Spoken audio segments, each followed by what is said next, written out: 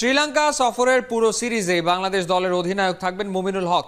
দ্বিতীয় টেস্টে ফিরলে তার অধীনেই মাঠে নামবেন সাকিব আল হাসান, জানিয়েছেন cricket operations chairman Akram Khan. সাকিবকে টেস্ট অধিনায়কত্বে কবে ফেরানো হবে কিংবা আদৌ ফেরানো হবে কিনা এমন প্রশ্নে আকরাম জানিয়েছেন, যাই সিদ্ধান্ত হোক সাকিবের সাথে আলোচনা করেই হবে। দেবচৌধুরী রিপোর্ট। সাকিব আল হাসান সবশেষ টেস্ট খেলেছেন গেল বছর সেপ্টেম্বরে। আফগানিস্তানের সাথে ওই ম্যাচের পরপরই হঠাৎ আসা দমকা ঝড় বৃষ্টিতে ভিজে চুপসে গেছে সাকিবের ক্রিকেট জীবন। এক বছরের নিষেধাজ্ঞা। নিষেধের সেই 12 মাসও কাটলো বলে বুধবারের দেশে ফিরেছেন সাকিব আল হাসান। হয়তো শ্রীলঙ্কাতেই মাঠেও নামবেন। তবে একটা প্রশ্ন রয়ে গেছে, মাঠে ফেরা সাকিবের হাতে টেস্ট নেতৃত্ব কি ফিরিয়ে দেবে BCB? But unfortunately goes 44 for Shakib Al Hasan. এটা বোর্ডের ডিসিশন, তারপরও আমাদের কাছে এই জিনিসটা এখন আমাদের মাথায় আসে নাই। আমরা তো মুমিনুর উপরে আমাদের আস্থাটা আছে এখন, মানে এই জিনিসটা সত্যি কথা বলতে কি আমরা চিন্তাই করিনি। মুমিনুলের টেস্ট নেতৃত্বের সময়টাও খুবই কম। ভবিষ্যৎ বিবেচনায় লাল বলের নতুন নেতাকে পর্যাপ্ত অধিনায়কত্ব করার সুযোগ দেয়াটাও শতভাগ যৌক্তিক। ক্রিকেট বোর্ডও মুমিনুলকে যথেষ্ট সময় দিতে চায়। সে তো কন্টিনিউ করছে এখন পর্যন্ত, আর যেহেতু ওকে তো আমরা একদম রিসেন্টলি দিয়েছি, বেশি দিন হয়নি। আমার মনে হয় যাকে এত বড় একটা দায়িত্ব দেওয়া হয় ওকে সময় দেওয়া তো খুবই দরকার। সো এটা নিয়ে তো আমরা কোনো চিন্তা ভাবনা এখন পর্যন্ত করিনি। সো আমি চিন্তা করছি ও এসে আপনার কয়েকটা ম্যাচ খেলুক, তারপরে এগুলো নিয়ে আমরা আলাপ আলোচনা করব। নেতৃত্বে ফেরানো হবে কি হবে না সেটা নিয়ে সাকিবের সাথে আলোচনা করবে বিসিবি। তবে শ্রীলঙ্কা সফর শেষেই ক্যাপ্টেন্সি ইস্যুতে আলোচনা তার আগে একবারও নয়। প্রত্যাবর্তনের প্রস্তুতি নিতে অবশেষে দেশে ফিরেছেন সাকিব আল হাসান। প্রায় 6 মাস পর মঙ্গলবার রাতে যুক্তরাষ্ট্র থেকে ঢাকা পা রেখেছেন দেশের অলরাউন্ডার। দুদিন পরই বিকেএসপিতে শুরু তার নিবিড় অনুশীলন। তার প্রক্রিয়া কি হবে, কি কি ব্যবস্থা থাকছে সেখানে, বিস্তারিত নাইয়ান বিন জসিমের রিপোর্টে।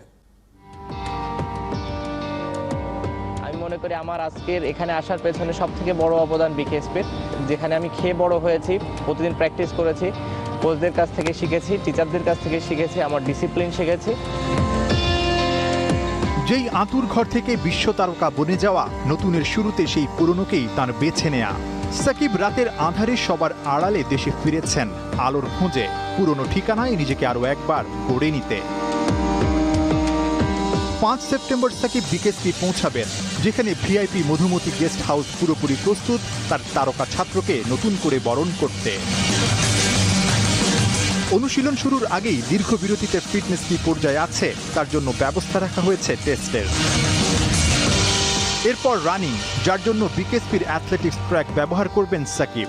সংশ্লিষ্ট কোচরা সেখানে তার সঙ্গেই থাকবেন। এছাড়াও বক্সিং, জিমন্যাস্টিক্স, সুইমিং এর কোচরাও তাকে পরামর্শ দিবেন। সব মিলে বিকেএসপিতে বিশ্ব সেরার জন্য ব্যস্ত শিডিউল সাজানো হয়েছে। 2 কিংবা 3 সেশনে দিনে 5-6 ঘন্টা কঠোর পরিশ্রম করবেন বাংলার ক্রিকেটের পোস্টার বয়। আমরা শুধুমাত্র তার ট্রেনিং সেশনটাকেই খেয়াল রাখছি না, পাশাপাশি তার যদি কোনো মনস্তাত্ত্বিকবিদের কোনো সহায়তা প্রয়োজন হয় সেদিকটাকেও আমরা খেয়াল রেখেছি। সেজন্য আমাদের স্পোর্টস সায়েন্স ডিপার্টমেন্টে যে স্পোর্টস সাইকোলজিস্ট আছেন তাকেও আমরা বলে রেখেছি, এবং তিনিও তার সাথে কথা বলবেন। তার যদি কোনো সহযোগিতা প্রয়োজন হয় সেক্ষেত্রেও তারা তাকে সাপোর্ট দিবেন।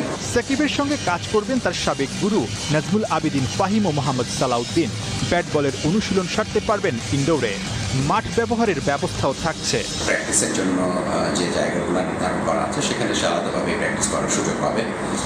বিকেএসপির সব কিছুই তার কাছে পরিচিত, এবং আমি আশা করছি যে সে তার এই 1 বছরের যে নিষেধাজ্ঞা বহাল ছিল সেটা কাটিয়ে ওঠার জন্য বিকেএসপিকে সিলেক্ট করে সে ভালোই করেছে।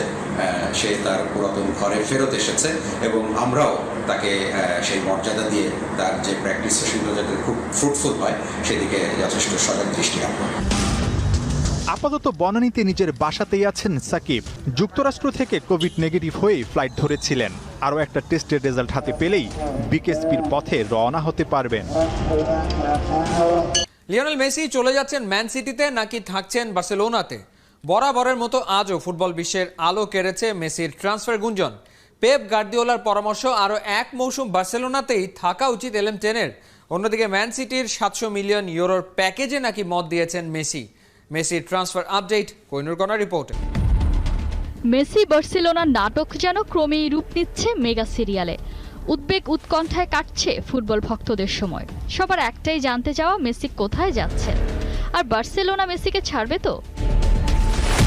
ক্লাবটা বেশ জানে মেসি গেলে সাথে করে নিয়ে যাবে সমর্থক আর সব চাকচিক্য। নেইমার রোনালদোকে হারিয়ে লা লিগা হারে হারে টের পেয়েছে কি হারিয়েছে লিগটা। সব মিলিয়ে প্রতিনিয়তই বদলাচ্ছে দৃশ্যপট। গুনে গুনে 8 দিন, তবুও সমাধানের কোনো দেখা নাই। শিকেই ঝুলছে এলএম10-এর ভবিষ্যৎ। বিভিন্ন গণমাধ্যম মারফত শোনা যাচ্ছে এই মুহূর্তে সব ভুলে মেসিকে 2 বছরের জন্য চুক্তি নবায়নের অনুরোধ করতে পারে কাতালান ক্লাবটি। পুনর্মিলন হতে যাচ্ছে আর্জেন্টাইন সুপারস্টার আর পেপ গার্দিওলার। এমনটাই গেল কদিনের খবর। তবে হঠাৎই অন্য সুরে সিটি বস। এত টাকা খরচ করে এই মুহূর্তে নাকি মেসিকে নেয়ার মতো অবস্থায় নেই ম্যান সিটি। তাই শিষ্যকে পরামর্শ দিলেন নতুন মৌসুমটা নু ক্যাম্পেই থেকে যেতে। অন্যদিকে ইএসপিএন সূত্র বলছে ম্যান সিটির 700 মিলিয়ন ইউরোর প্যাকেজে নাকি সায় দিয়েছেন এলএম10। যত পথ তত মত। সময়ের সাথে আরও জট পাকাচ্ছে মেসি বার্সা দ্বৈরথ। কোন দিকে যাচ্ছে পরিস্থিতি, টেবিলে টেবিলে চলছে বিশ্লেষণ। তবে ঠিক উত্তরটা কেবল ঠিক সময়টাই দিতে পারে। বার্সেলোনা আর মেসি সম্পর্ক শুধুই কি আবেগের জায়গা, নাকি এর পেছনে আছে কারি কারি টাকা? লিও লা লিগা ছেড়ে চলে গেলে শুধুই কি লিগের সেরা তারকার বিদায় হবে, নাকি বড় ধরনের অর্থনৈতিক মন্দাও আসবে? মেসির দলবদল কেনই বা স্পেন সরকারের মনোযোগের কারণ? মেসির দলবদলের অর্থনৈতিক হালচালের চিত্র জানবো ইমরান হোসেনের রিপোর্টে। মেসিবিহীন বার্সেলোনা মানে কি? মেঘবিহীন এক আকাশ, অক্সিজেন ছাড়া নিঃশ্বাস, কবিতাহীন রবীন্দ্রনাথ, নাকি আবেগ ছাড়া প্রিয়তমার হাত? বার্সা মেসির সম্পর্কের এই ছেদকে যেন কোনো শব্দের উপমায় আবদ্ধ করা যায়। কিন্তু প্রশ্ন, এই সম্পর্কটা কি কেবলই আবেগের, নাকি এর পেছনে আছে কারি টাকার হিসেব?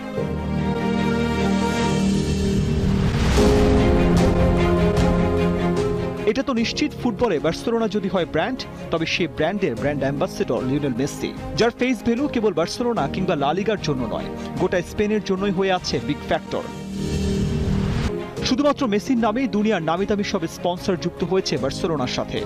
পৃথিবীর প্রতিটি কোণায় তৈরি বিশাল সমর্থক গোষ্ঠী। ফলে মেসি বার্সা ছেড়ে চলে যাওয়া মানেই স্পন্সরের অঙ্ক আর সমর্থকের সংখ্যায় ব্যাপক ধস। ইউরোপিয়ান ক্লাবগুলোর আয়ের অন্যতম বড় অংশ আসে তাদের জার্সি ও অন্যান্য সুভিনিয়র বিক্রি থেকে। আর গত এক যুগে বার্সেলোনার জার্সি বিক্রির 80% এসেছে মেসির নামে, যেখান থেকে বছরে কাতালানদের আয় প্রায় 200 মিলিয়ন ইউরো। কেবল বার্সা নয়, ক্ষতির কাঠগড়ায় দাঁড়াবে লা লিগাও। লিগের গ্লেমার হারানোর সাথে মোটা অঙ্কের টিভি শর্তেও ব্যাপক ধস আসবে, যাতে প্রায় 2 বিলিয়ন ইউরোর সম্প্রচার মার্কেট নষ্ট হবে। সময় সেরা 2 তারকা লিওনেল মেসি রোনালদোর দ্বৈরথে টানা 1 দশক ফুটবল বিশ্বে রাজত্ব করেছিল লা লিগা। স্পন্সর মানি, সম্প্রচার শর্ত থেকে উপার্জন করে নিয়েছিল কারি কারি টাকা। সেখান থেকে CR7-এর ইতালিতে পাড়ি দেওয়া বড় ধাক্কা হয়ে আসে স্প্যানিশ লিগের জন্য। লা লিগার জনপ্রিয়তা হ্রাসের সাথে সেই সময় ইতালিয়ান লিগের টিভি শর্তের দাম বেড়ে গিয়েছিল প্রায় 1.5 গুণ। এখন মেসি যদি সেই পথে হাঁটেন, তবে এই ক্ষতি পুষিয়ে নেওয়াটা সহজ হবে না স্প্যানিশ লিগের জন্য। লিওনের দলবদল কেবল লা লিগা কিংবা বার্সার জন্যই মাথা ব্যথার কারণ না, মাথা ব্যথার কারণ স্পেন সরকারের জন্য। স্পেনে নিজের বেতন ভাতা ও অন্যান্য আয়সহ সব মিলিয়ে বার্ষিক প্রায় 50 মিলিয়ন ইউরো কর পরিশোধ করেন মেসি, বাংলাদেশের অঙ্কে যেটা প্রায় 500 কোটি টাকারও বেশি। করোনা ভাইরাসে টালমাটাল স্পেন অর্থনীতিতে মেসির এই কর হারানো বড় অঙ্কের ক্ষতি দেশটির সরকারের জন্য। মেসি বার্সার দীর্ঘ 20 বছরের এই সম্পর্কের ইতি কোনো সরল রেখার উপর দাঁড়িয়ে নয়। ভালোবাসার টান যেমন এখানে বেশি, তেমনি হিসেবের খাতাটাও জটিল।